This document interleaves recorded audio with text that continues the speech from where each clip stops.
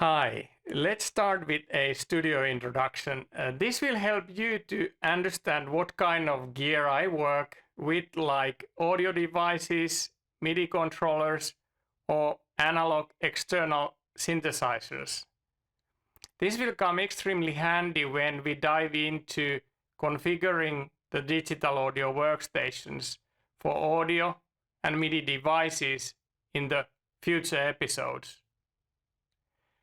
For those who are just getting started, you only need a computer, an audio interface, a digital audio workstation, as well as headphones for listening.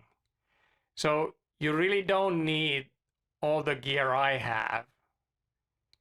In the beginning, it is important to focus on creating music and then later on increase complexity with external synthesizers and whatever gear or instruments you may desire. So let's get started with the studio introduction. I have two sets of monitors, Yamaha NS10M and Adam Audio A77Xs. So in this video you can see my studio layout, my desk layout, and the room layout with all of its gear.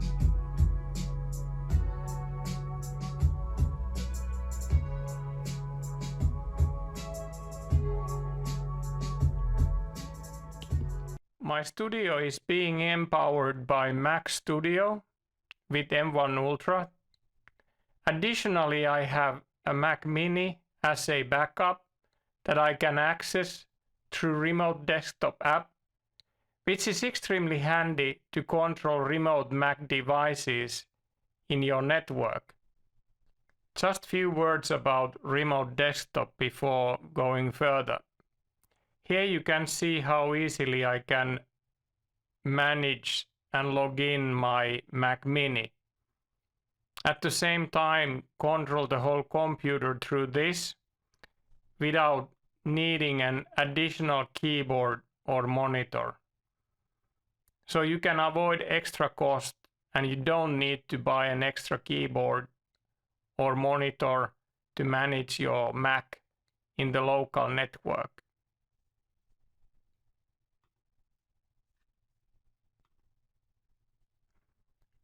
For audio, I have used Universal Audio's Apollo Twin Mark II and a Apollo 16 Mark II.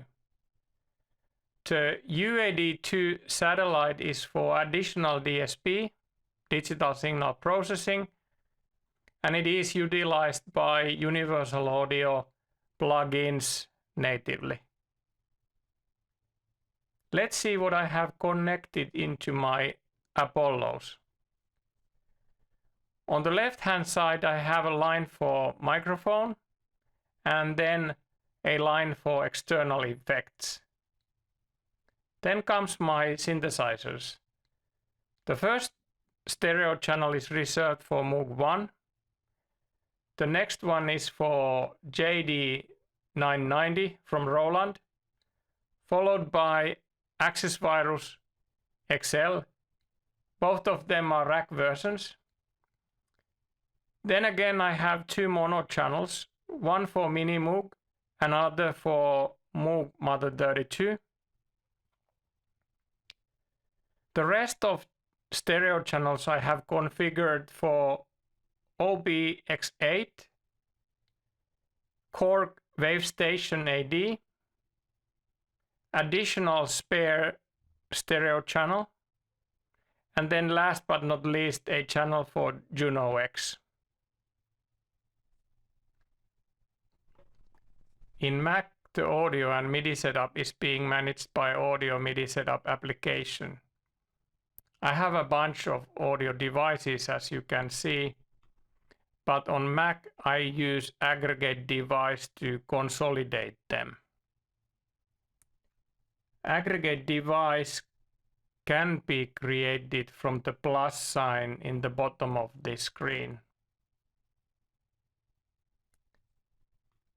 I have created my aggregate device, and into that I have linked the Universal Audio Thunderbolt devices. I have my drum machine TR8S and my V drums. You can link the devices into the aggregate device just by clicking the checkbox, and then it becomes a part of that aggregate device. The aggregate device will come in handy when configuring an audio device for your digital audio workstation. As you will see later, some digital audio workstations can create an aggregate device within the software itself. Let's look at the MIDI devices.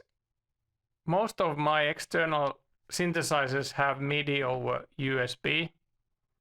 However, I have some old synthesizers that can only do MIDI. For those older ones, I have an iConnectivity Mio XL MIDI bridge that can do 8 MIDI in and 12 MIDI out. Mio XL comes with a software so that you can configure all the ports more precisely. Here you can also see the external MIDI controllers that I use mainly.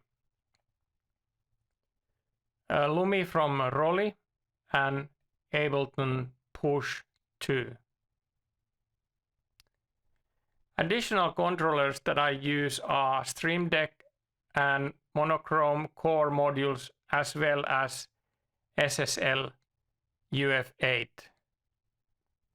On top of external drums, I also use native instrument Machina.